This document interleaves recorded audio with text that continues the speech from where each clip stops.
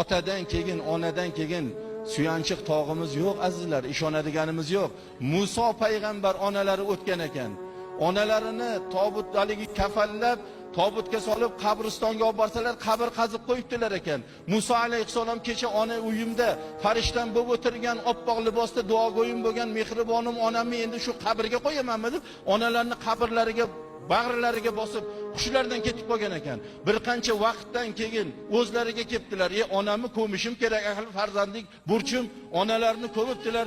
Tavrotdan tilovatlar qilib, duo qilib, shunda qabristondan chiqsalar, Xudoy taolodan vahiy kelgan ekan. Ey Muso, bugundan boshlab o'zingizni ehtiyot qiling degan ekan. Ey Parvardigor, sen bilan ko'p gaplashdim. Xo'p gaplashdim. Bir marta shu gapimiz orasida o'zingizni ehtiyot qiling demagan eding. Nima uchun aynan onam o'lgan kuni o'zingizni ehtiyot qiling deyapsan Parvardigor degan ekan. Xudoy taolo ey Muso, siz erta bilan uyingizdan ko'chaga chiqib ketganingizda Parvardigoro Muso o'g'limni o'zingga omonat topshirdim. Shikastlardan asragin, yo'ldagi ofatlardan, yomonlardan asragin, bag'rimga salomat keltirgin deb duo qiladigan duogo'yiz bor edi. Uyga kelganingizda, keldingmi bolam, mana buni ichib ol, mana buni yeb ol deb sizga mehribon onangiz bor edi. Mana shu onangiz bugun duogo'y onangiz dunyodan o'tdi.